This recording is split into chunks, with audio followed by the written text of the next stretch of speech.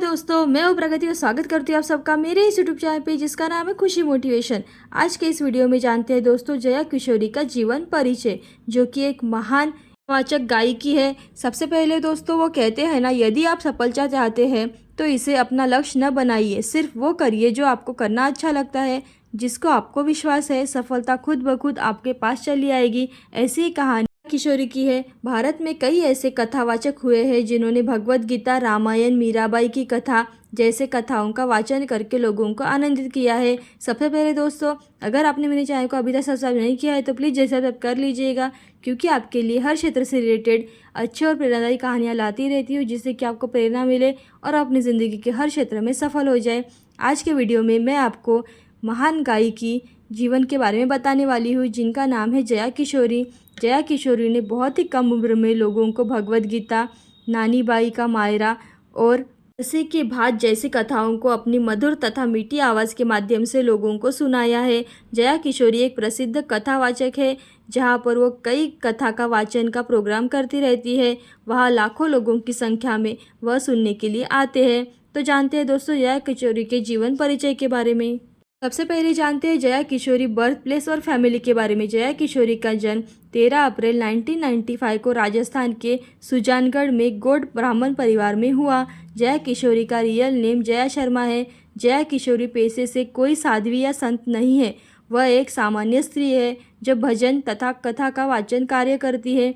जया किशोरी के पिता का नाम राधेश्याम जी हरितपाल है तथा उनके माता का नाम गीता देवी हरितपाल है।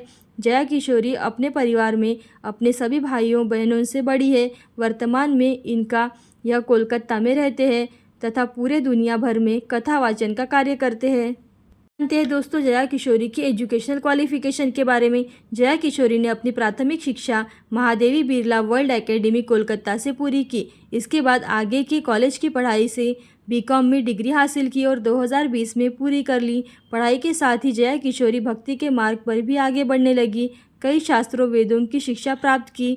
अब जानते हैं दोस्तों जया किशोरी की करियर जर्नी के बारे में। जया किशोरी का जन्म एक भारतीय ब्राह्मण परिवार में हुआ, इस कारण उनके परिवार में भक्ति का माहौल बना रहता था। बचपन से ही जया किशोरी को भगवान कृष्ण के प्रति ज़्यादा लगाव गया था। यह कृष्ण को अपना मित्र सखा सब कुछ मानती थी और कृष्ण की भक्ति में हमेशा मधुर गीत गाया करती थी। उनके परिवार में हनुमान जी का सुंदरकांड हमेशा पढ़ा जाता है। इसके बाद से उन्होंने भजन कीर्तन गाना प्रारंभ किया और धीरे धीरे कई अलग राज्यों में भी भजन कार्यक्रम करने का कार्य शुरू कर दिया। जया किशोरी ने बहुत ही कम उम्र में संस्कृत में लिंगाष्टकम, शिव तांडव स्तोत्रम, रामाष्टकम को गाना शुरू कर दिया था। इनकी मधुर वाणी सभी को पसंद आती थी और इसके बाद मात्र 10 साल की उम्र में ही जया किशोरी ने सुंदराकांड सुनाकर लाखों लोगों को यानी कि भक्तों को आनंदित किया। इसके बाद से जया किशोरी काफ़ी ज़्यादा पॉपुलर हो गई। जया किशोरी की भजन जागरण का कार्यक्रम लोगों को काफ़ी ज़्यादा आकर्षित करता है, क्योंकि लोगों को लगता है कि इतनी छोटी सी उम्र में छोटी सी बच्ची मीठी आवाज़ में इतना सुंदर कैसे गा सकती है।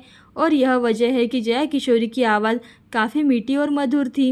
उनके चेहरे का तेज उन्हें किसी देवी से कम नहीं बताता है। कई लोग उन्हें देवी का रूप भी मानते हैं। इसी तरीके से धीरे धीरे जया किशोरी भगवान के भजन कीर्तन तथा कथाओं का वाचन करते हुए पूरे भारत में कई भक्तों के दिलों पर राज करती गई।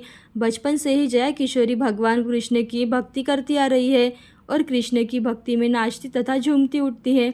जया किशोरी खाटू श्याम जी के दरबार में हर साल राजस्थान में आती है और अपने पूरे परिवार के साथ वहां पर 2 से 3 दिन तक रुकती है। वही रात्रि के समय वहां भक्तिमय माहौल बनाकर लाखों भक्तों को भजन कीर्तन तथा कथाओं को सुनकर भक्तिमय माहौल बना देती है। जया किशोरी के गुरु पंडित श्री गोविंदराम श्री मिश्र जी है। इनके भगवान श्री कृष्ण के प्रति प्रेम को देखते हुए जया किशोरी जी को किशोरी जी की उपाधि दी गई है। जया किशोरी कथा वाचन तथा भजन जागरण का आयोजन करती है तो वहाँ पर दान पुण्य का तथा चंदा भी रूप में काफ़ी ज़्यादा पैसा इकट्ठा हो जाता है, जिसे वह अपने निजी उपयोग के लिए खर्च न करके उदयपुर में स्थित नारायण सेवा संस्थान में दान कर देती है। यह संस्था अपंग लोगों के उपचार में कई पैसे को लगाती है। तो आपने नारायण सेवा संस्थान का नाम आस्था चैनल पर बहुत बार सुना होगा, जो कि अपंग और अस्वस्थ लोगों का इलाज करते रहते हैं, लेकिन उनके पास पैसा कहाँ से आता है। तो इस माध्यम से हमें यह पता चलता है कि उसकी फंडिंग जया किशोरी के माध्यम से तथा इनके जैसे कई दानदाताओं के द्वारा संस्था को चलाया जाता है, जो कि एक बहुत बड़े पुण्य का काम है। दोस्तों, सोशल मीडिया पर जया किशोरी की शादी के बारे में कई चर्चाएं होती रहती है। कई लोगों कहते हैं कि जया किशोरी साध्वी है, लेकिन जया किशोरी खुद को एक सामान्य स्त्री मानती है और एक इंटरव्यू में उन्होंने बताया कि शादी के बारे में अभी उनका कोई ख्याल नहीं है, शादी करेगी, लेकिन अभी के समय में वो इसके जवाब से स्पष्ट नहीं है। जया किशोरी कोई साध्वी नहीं है, यह एक कथावाचक है तथा भजन गायिका है। किशोरी खाटू श्याम जी तथा कृष्ण की बहुत बड़ी भक्त है और यह उनके गुणगान हमेशा अपनी कथाओं में करती रहती है। जया किशोरी इस काम की वजह से उनका पूरा परिवार आज बहुत ही खुश है और उनके माता पिता को अपनी बेटी पर गर्व होता है।